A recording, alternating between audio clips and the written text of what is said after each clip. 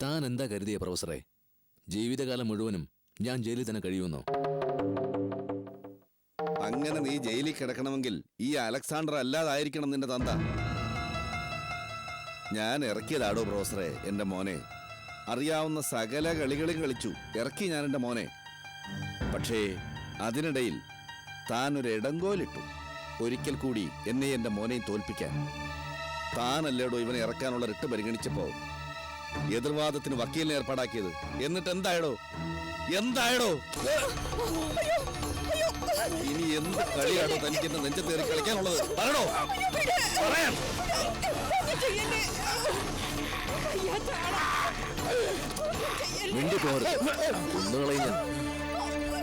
എന്നെ എന്ത് വേണമെങ്കിലും ചെയ്തോളൂ, പക്ഷെ ശാരദ ചെയ്യരുത്. എന്താടോ തനിക്ക് വേദനിച്ചോ? ഇതൊരു വാണിങ്ങാ, കഴിഞ്ഞതൊന്നും ആവർത്തിക്കാതിരിക്കാൻ. അതല്ല, ഇത് തുടരാനാണ് ഉദ്ദേശമെങ്കിൽ ഒരിക്കൽ കൂടി തന്നെ നെഞ്ചത്ത് എനിക്ക് കത്തി കയറ്റേണ്ടി വരും. ആ പഴയ കത്തി എന്റെ കയ്യിൽ ഇപ്പോഴും ഉണ്ട്.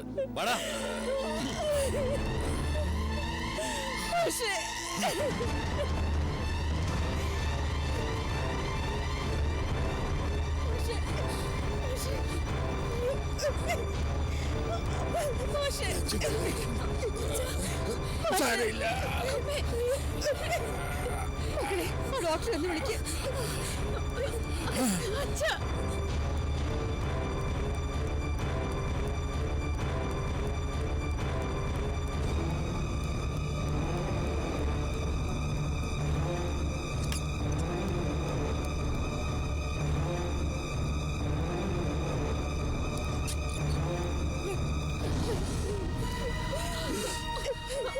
എക്സ്ക്യൂസ് മീ, എല്ലാവരും പുറത്തേക്ക് നിൽക്കണം പ്ലീസ്, പെട്ടെന്ന്.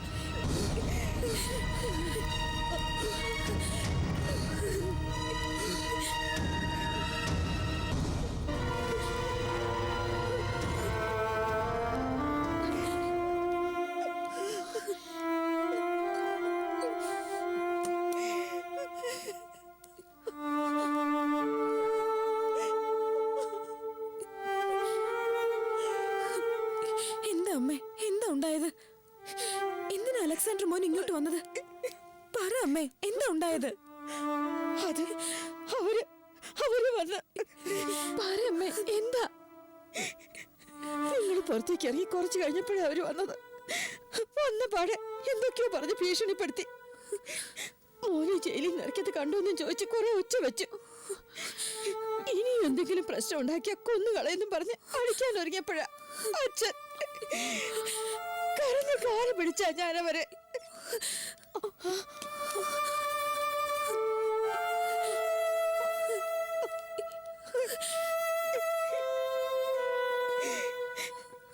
എന്തിനാ അവരച്ഛൻ അച്ഛനോട് ഇങ്ങനെ? ഒരു സമാധാനം കിട്ടുന്നില്ലല്ലോ അമ്മയ്ക്ക്. അമ്മക്കറിയാതെ അച്ഛനൊന്നും സംഭവിക്കില്ല. ആരുമില്ലല്ലോ ഈശ്വര ഒരു സഹായത്തിന്. അരുതാത്തതൊന്നും വരുത്തല്ലേ എന്റെ ഈശ്വര.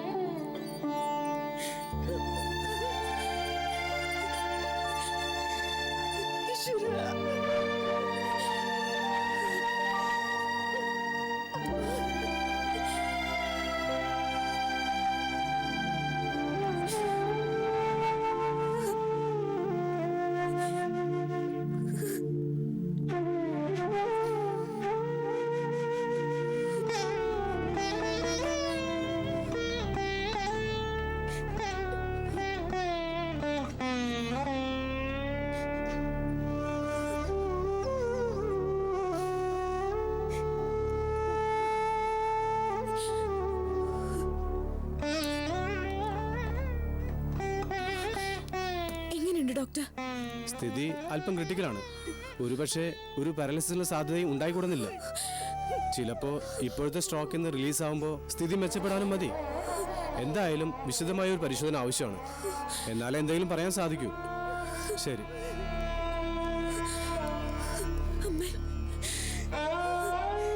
എന്റെ മാഷ്ക്കൊന്നും വരുത്തില്ല എന്റെ ഈശ്വര. അമ്മ കരയല്ലേ? മക്കളെ, നമ്മുടെ അച്ഛൻ ഒന്നും ഉണ്ടാവില്ല. അമ്മ വരൂ, അമ്മ വന്നേ.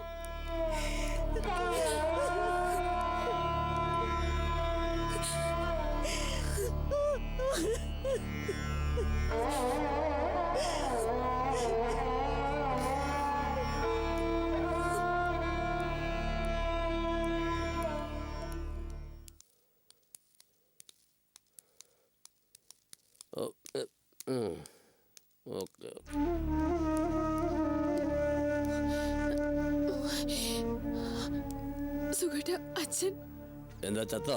സുഖേട്ട, നിന്നെ ഞാൻ വന്ന് ആനയിച്ചുകൊണ്ടാണല്ലേ വീട്ടിലേക്ക്? സുഖേട്ട പ്ലീസ്. തനിയെ ജീവിക്കാന്നായില്ല നിനക്ക്. ഞാനില്ലെങ്കിലും നിനക്ക് വലിയ പ്രശ്നമൊന്നുമില്ലല്ലോ. എന്നെ ധിക്കരിച്ച് ഏത് പാതിരാത്രിക്കും എവിടെ വേണേലും പോവാനുള്ള തൻ്റെ ആണ് നിനക്കായി അല്ലേടേ? സുഖേട്ട ഒന്ന് പതുക്കെ. കേക്കട്ടെടേ, എല്ലാരും നിന്റെ ഗുണനിലവാരം. അച്ഛനെ കാണുന്ന പറഞ്ഞ് ഇറങ്ങിപ്പോന്നത് നേരെ ഇങ്ങോട്ട് തന്നെയാണോടെ? അതോ? സുഖേട്ട. സൂര്യപുത്രി ഇടവേളയ്ക്ക് ശേഷം തുടരും.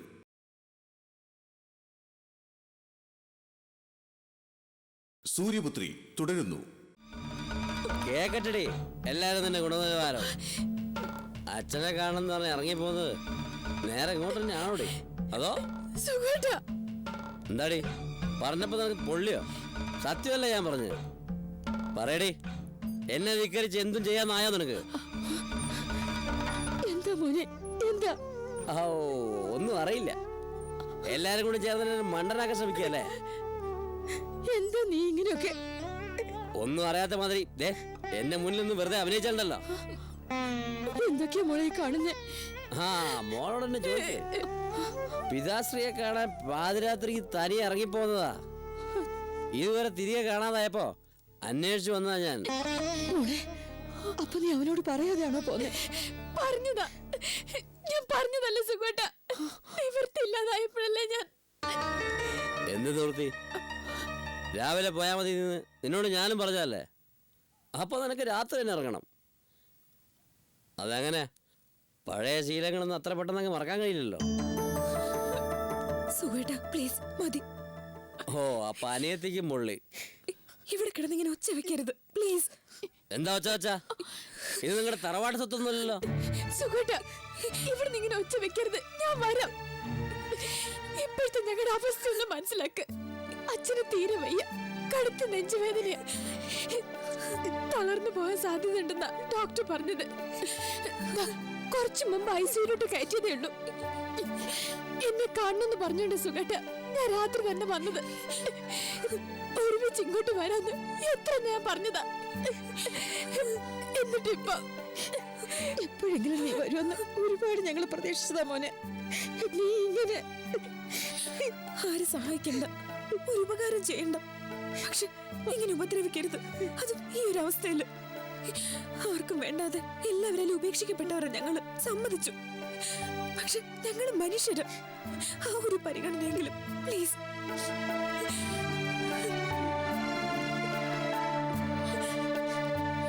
എവിടെ നിന്റെ അച്ഛൻ?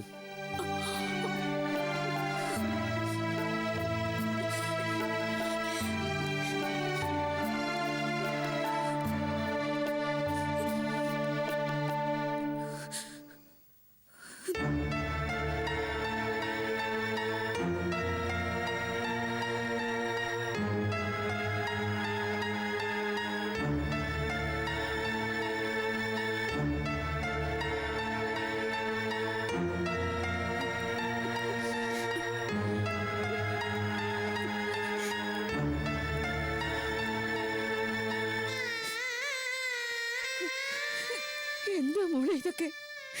സന്തോഷത്തിലും സമാധാനത്തിലുമാണ് എന്റെ മോള് ജീവിക്കുന്നതെന്ന് വിചാരിച്ചിട്ടിപ്പോ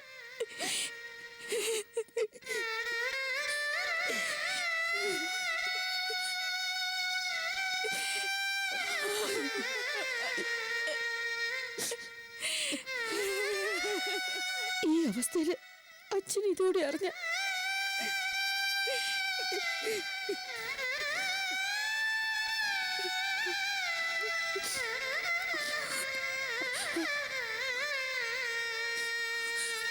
അച്ഛനെല്ലാം അറിയാം അമ്മ.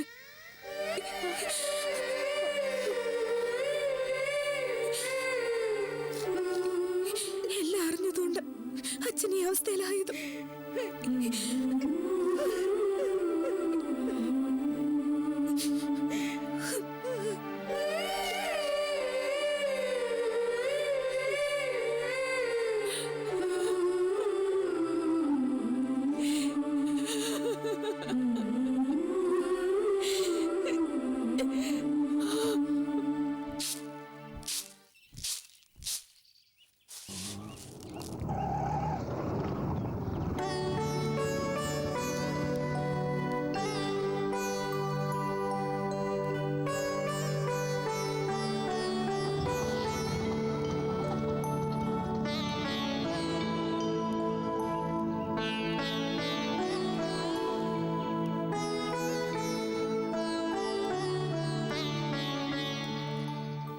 എന്താ അവള് വന്നില്ലേ?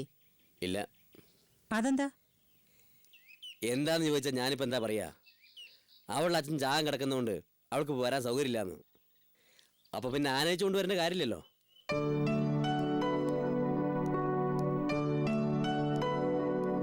ഏട്ടാ, ചേച്ചിയുടെ അച്ഛൻ അസുഖം കുറവുണ്ടോ? അതറിഞ്ഞിട്ട് ഇപ്പൊ നിനക്കെന്തിനാ? ഒന്ന് ചോദിച്ചൂന്നേ ഉള്ളൂ, ചൂടാവണ്ട. നിനക്കിതെന്താ പറ്റിയത്? വന്നപ്പോ തൊട്ടൊരു മെക്കിട്ട് കയറ്റം. അവള് വരാത്തിനുള്ള ദേഷ്യമാണെങ്കിൽ ഞങ്ങളെന്ത് പഴിച്ചു? ഓ, പഴച്ചത് എനിക്കാ. തുടങ്ങി. ഇങ്ങനെ എണ്ണി പെറുക്കൊണ്ടായില്ല. പിഴച്ചും തോന്നുന്നുണ്ടെങ്കിൽ അത് തിരുത്തുക വേണ്ടത്. ഞാൻ എന്താ തിരുത്തണ്ട്? ആ, അതറിയാത്തതാ നിന്റെ കുഴപ്പം. ഇപ്പൊ മനസ്സിലായല്ലോ. അവൾക്ക് അവളുടെ അച്ഛനും കുടുംബവും വലുത്, അല്ലാതെ ഭർത്താവും ഭർത്താവിന്റെ ആളുകളൊന്നുമല്ല. അച്ഛൻ അസുഖാന്നും പറഞ്ഞൊരു പോക്ക് പോയാ പിന്നെ ഭർത്താവും വേണ്ട, ഭർത്താവിന്റെ ആളുകളും വേണ്ട. അപ്പൊ അത്രയൊക്കെ സ്നേഹം അങ്ങോട്ടും കാണിച്ചാൽ മതി. മിണ്ടായിരിക്കുന്നുണ്ടോ? ഏത് നേരം ഈ കുറ്റവും കുറവും പറച്ചില്ല എന്നെ. നീ പോടി അവിടുന്ന്. കുറ്റവും കുറവും പറഞ്ഞതാണോ? ഇവന്റെ വിഷമം കണ്ടപ്പോ പറഞ്ഞതല്ലേ? അല്ല, അവളുടെ അച്ഛനെന്താ തീരെ അവശ നിലയില? ആ, അങ്ങനെ പറഞ്ഞു. അപ്പൊ നീ കണ്ടില്ലേ? ബോധമില്ലാണ്ട് മലനടിച്ച് കിടക്കുന്നുണ്ടു. തട്ടിപ്പോവോ? ആ, പോകുന്നേ പോട്ടെ. അത് കൊള്ളാം, പോകുന്നെങ്കി പോട്ടേന്ന്. പിന്നല്ലാതെ ഞാനെന്താ വിദേശത്ത് കൊണ്ടുപോയി ചികിത്സിച്ച് അയാളെ രോഗം ഭേദാക്കണോ? എന്നാര് പറഞ്ഞു? പോകുന്ന സമയത്ത് പൊയ്ക്കോട്ടെ, പക്ഷേ ഒന്നും പറയാതെയും തീരുമാനിക്കാതെയും അയാളങ്ങ് പോയാലെങ്ങനെയാ? എന്ത് തീരുമാനിക്കാൻ? മോളെ വെച്ച് ഇനി എന്റെ ജീവിതം നശിപ്പിക്കാനോ? നശിപ്പിക്കാനല്ലടാ, നമുക്ക് നന്നാവാൻ. സൂര്യപുത്രി ഇടവേളയ്ക്ക് ശേഷം തുടരും.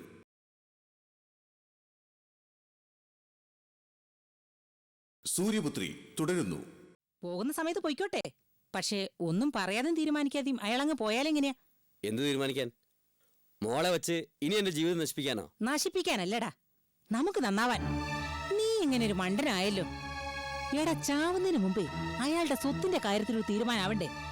ആർക്ക്, എങ്ങനെ, എത്ര വെച്ച് കൊടുക്കൂന്നൊക്കെ. മൂത്തതിന് കെട്ടിച്ചു, ഇനി അതിനൊന്നും കൊടുക്കണ്ട. ഇളയതിനല്ലേ ഇനി കെട്ടിക്കാനുള്ളത്. അതുകൊണ്ട് നീ ഉള്ളതെല്ലാം അവൾക്കങ്ങ് കൊടുത്തേക്കാന്ന് ആലോചിച്ച് വെച്ചിട്ടുണ്ടോ ആവോ? ഹോ, എന്റെ അമ്മേ, ഈ ഒരു സമയത്ത് തന്നെ വേണോ ഈ നാണം കെട്ട കണക്ക് പറച്ചില്? പിന്നെ എപ്പോഴാടി? ചത്തു കഴിഞ്ഞ അയാളുടെ കുഴിമാടത്തിൽ പോയി പറയണോ? ആരും എവിടെയും ഒന്നും ചെന്ന് പറയണ്ട. അയാൾ ചത്താലും ജീവിച്ചാലും എനിക്ക് അവകാശപ്പെട്ട ഞാൻ വാങ്ങിയെടുക്കും. അതാ വേണ്ടത്. അതെ, ഒന്നും എനിക്ക് കെട്ടിപ്പൊഞ്ഞോട് പോകാനല്ല, കെട്ടിച്ചയക്കണ്ടേ നിന്നെ അനിയത്തിയും. അതിന് അരിമണി എണ്ണി കൊടുത്താ പോരല്ലോ. ഇങ്ങനെ ശാപം കിട്ടി ഉണ്ടാക്കുന്ന പണം കൊണ്ട് ഇവിടെ ആരും കെട്ടിക്കാൻ വാഴിക്കാൻ വേണ്ട. പിന്നെ നീയൊക്കെ എന്ത് ചെയ്യാനടി? സന്യസിക്കാൻ പോവാ? ആ, ഇതിലും ഭേദം അത് തന്നെയാ. ആ, എന്നാ ചെല്ല്. പിന്നെ എന്തിനാ ഇവിടെ നിങ്ങൾ താമസിപ്പിക്കുന്നത്? ഓരോന്നോർക്കുമ്പോ മനുഷ്യന്റെ ഉള്ളിൽ തീയാണ്. പെമ്മക്കള് രണ്ടെണ്ണം പുര നിറഞ്ഞു വെക്കുമ്പോ അമ്മയ്ക്കുണ്ടാകുന്ന ആദ്യം വേവലാതിയൊന്നും നിനക്ക് മനസ്സിലാവില്ല. എന്ന് വെച്ച് മറ്റുള്ളവരെ കൊന്നിട്ടായാലും വേണ്ടില്ല പെമ്മക്കളെ കെട്ടിച്ചുവിടണമെന്ന വിചാരം? ആ, വേണ്ടി വന്ന അതും ചെയ്യും. അത് തന്നെയല്ലേ ഇപ്പോഴും ചെയ്തോണ്ടിരിക്കുന്നത്. അസുഖം ബാധിച്ച ഒരാൾ ആശുപത്രി കിടക്കുക, അയാൾ ചത്താലും വേണ്ടില്ല പണം കിട്ടിയാൽ മതി എന്നും പറഞ്ഞ് നടക്കുക. നിർത്തടി. അതെ, അർഹതയില്ലാത്തൊന്നും അല്ലല്ലോ ചോദിക്കുന്നത്. ആർക്കും വേണ്ടാത്ത ഒരെണ്ണത്തിന് ചുമന്നോണ്ട് നടക്കുന്നില്ലേ അവൻ? അതിനുള്ള കൂലിയെ ചോദിക്കുന്നത്. അയാളുടെ മുഴുവൻ സ്വത്ത് എഴുതി തന്നാ പോലും തികയോ അതിന്? ആരും നിർബന്ധിച്ച് കെട്ടിച്ചതല്ലോ, സ്വയം ഏറ്റെടുത്തതല്ലേ. അതേടി, ഏറ്റെടുത്ത് തന്നെയാ നിന്റെ ആങ്ങള നിനക്കൊക്കെ വേണ്ടി. അപ്പൊ പിന്നെ കിട്ടേണ്ട ചോദിക്കുന്നതിൽ എന്താ തെറ്റ്? ആ തന്ത ചത്തു കഴിഞ്ഞാലേ ഒരു നയാ പൈസ ഇല്ലാതെ സ്വന്തക്കാരും ബന്ധക്കാരും വീതിച്ചോണ്ട് പോവും. നിനക്കൊക്കെ ഇതിനകത്ത് മൂത്ത് നിരച്ച് ഇരിക്കുകയും ചെയ്യാം. അത് ഒഴിവാക്കാനാ ഞാൻ ഈ കിടന്ന് ആവിട്ടടിക്കുന്നത്. അതറിയോ നിനക്ക്? വന്നിരിക്കുന്നു എന്നെ ഉപദേശിക്കാൻ.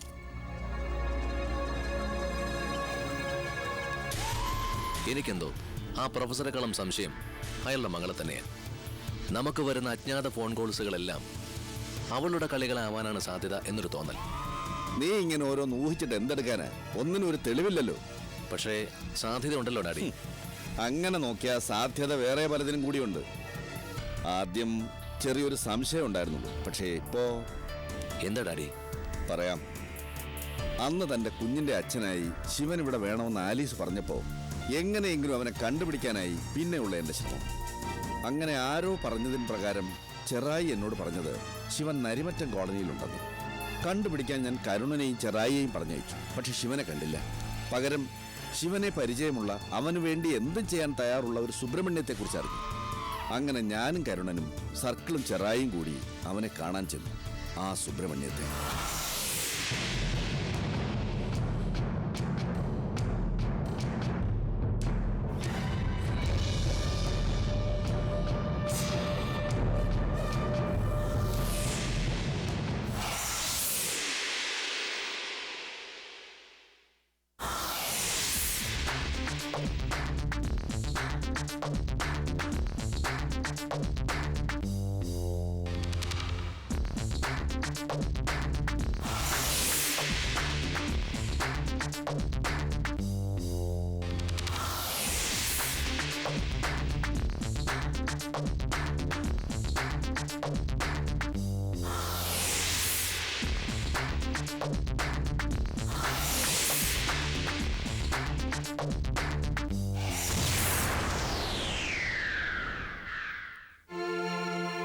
അന്ന് അവനിൽ കാര്യമായ ഒരു സംശയം തോന്നിയില്ലെങ്കിലും പിന്നീട് ആലോചിച്ചപ്പോ സംശയിക്കാനൊരു സാധ്യത അവനിലുണ്ടെന്ന് തോന്നി. നമ്മളെ നന്നായി അറിയാവുന്ന ശിവനുമായുള്ള അവന്റെ ബന്ധം അതെങ്ങനെയുള്ളൊരു ബന്ധമാവാം? സംസാരത്തിൽ പോലും സംശയം തോന്നുന്ന അവന്റെ ഉദ്ദേശം എന്താണ്? എന്താ, സംശയിക്കാനാണെങ്കിൽ ഈ സുബ്രഹ്മണ്യത്തെ സംശയിച്ചുകൂടെ?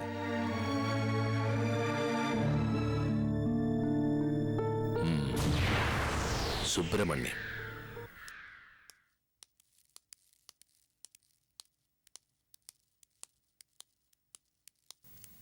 അച്ഛൻ ഉണർന്നോ ചേച്ചി? ഇല്ല, ഇപ്പൊ വന്നൊരു ഇഞ്ചക്ഷൻ കൂടി കൊടുത്തു. ഇനിയിപ്പോ കുറെ വൈകി ഉണരൂ. മോള് വേണമെങ്കിൽ വീട്ടിലേക്ക് പൊയ്ക്കോ. ഇവിടെ ഇപ്പൊ ഞാനും ദേവും ഇല്ലേ? ശരിയാ, ചേച്ചി പൊയ്ക്കോ. അല്ലെങ്കിൽ ചിലപ്പോ സുഖമായിട്ട് വന്ന് ഇനിയും പ്രശ്നം ഉണ്ടാക്കും. എന്നാലും അച്ഛൻ ഇങ്ങനെ കിടക്കുന്ന കണ്ടിട്ട് പോവാൻ എനിക്കെന്തോ. അത് സാരമാക്കണ്ട, ഞങ്ങളില്ലേ ഇവിടെ. മോള് പോയിട്ട് വാ. എന്നാലും ഒന്ന് സൂക്ഷിക്കണം മോളെ. മോൻ ഒരുപാട് ദേഷ്യപ്പെട്ടു പോയതല്ലേ?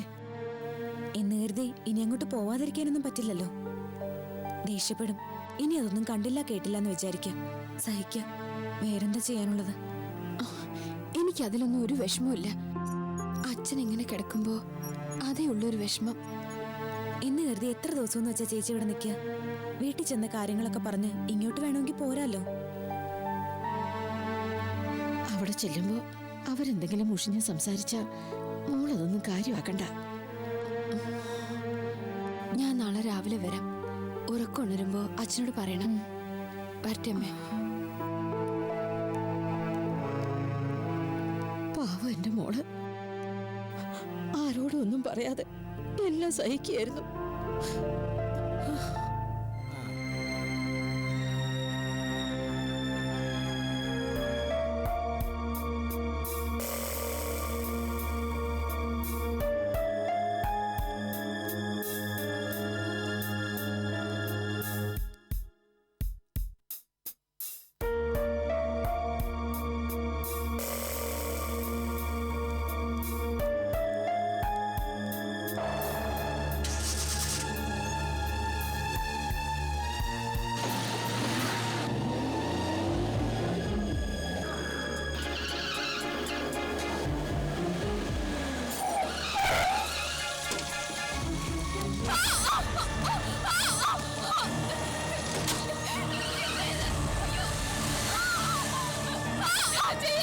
അയ്യോ വേണ്ട.